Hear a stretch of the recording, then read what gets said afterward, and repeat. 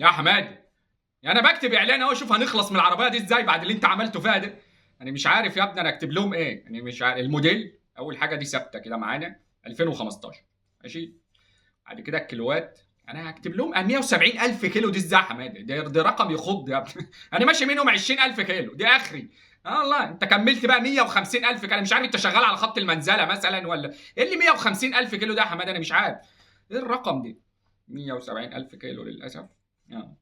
الحاله، ايوه، فابريكا بره.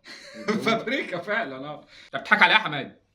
هي دي اللي فابريكا يا حاج. ما هي فابريكا يا ابني، ده انا اللي شاريها من المعرض، لا مؤاخذه يعني. خلاص اللي تشوف. انت ضحكتك دي مش مطمنانه يا حماد، يعني لو في حاجه ولا بتاع في ناس هتيجي تكشف وكده فقول لي عشان الفضايح يعني. لا لو كده بقى كان في خبطه الصراحه في الرفرف اليمين، بس رديتها على البارد يعني. على البارد؟ والله انت اللي بارد. والله انا ما شفتش ابرد من كده. على البارد ايه يا حماد؟ على البارد دي الحاجه الوحيده اللي كانت هتخلي العربيه تتباع. ده استغفر الله العظيم يا رب. طب اكتب لهم ايه؟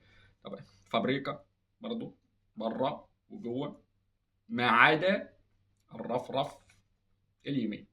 او الشنطه يا حاج. والشنطه يا حماد، والشنطه انت بتلحق ترد الحاجات دي فين يا حماد؟ استغفر الله العظيم يا رب. طب مش عارف. فابريكا بره وجوه ما عدا الرفرف اليمين عرفت يا حماد، كتم دلوقتي. والشنطه والباب اليمين صحيح كان في خبطه لا لا في الجنب. لا. والباب اليمين مين يا حماد؟ ده كده بقت عربيه ترمس لا مؤاخذه. لا بفكك، مش باين حاجه يا حماد، مش باين حاجه. الله يحرقك والله. ده هم اقسم بالله اللي انت بتقوله دي. ده كل ما اقول له حاجه يقول لي ايوه سلام عليكم يا باشا. انت كنت منزل اعلان بتبيع عربيتك او حاجه مش كده؟ لا مؤاخذه كنت بستفسر عن السعر يعني. هي عامله ايه دي؟ على الخاص؟ خاص يا ابني؟ انا بكلمك في التليفون اجي خاص اكتر من كده ايه لا مؤاخذه يعني؟ انت حافظ مش فاهم يا ابني. اخلص عامله كام العربيه؟ ها؟ 700,000؟ هي ايه دي يا ابني اللي ب 700,000؟ العربيه اللي انت رافع صورها دي ب 700,000؟ لا اله الا الله. ليه يا ابني؟ دي موديل كام دي؟ 2006؟ ده ايه الثقه اللي انت بتتكلم فيها دي؟ 2006 ايه يا ابني اللي ب 700,000 لا مؤاخذه؟ يعني انت اشتريت العربيه ب 60,000 واستعملتها 20 سنه وجاي تبيعها لنا ب 700,000؟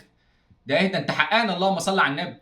ده ايه الهم اللي احنا فيه ده؟ ليه يا ابني؟ ليه بتطير ولا بتعمل ايه دي بقى؟ فيها ايه جديد يعني؟ ها؟ فابريكا؟ برضه؟ لا اله الا الله. انا يا ابني انا بكلم ناس بقالي شهرين واخد بالك. شفت عربيات مصر كلها كلهم فابريكا. اللهم صل على النبي. مفيش واحد رش عربيته بالغلط مثلا. امال يا جدعان مين اللي بيعمل حوادث في الشوارع لما كل عربيات مصر فابريكا كده؟ ده حاجه يعني مش عارف دي ايه.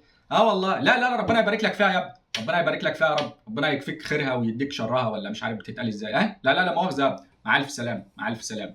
لا 700,000 ايه؟ بيشتري عربيات سوبرمان. السلام عليكم. معلش كنت بركن قدام بس اتاخرت عليك انا. انا كنت انت كاتب اعلان كنت بتبيع عربيتك باين ولا حاجه؟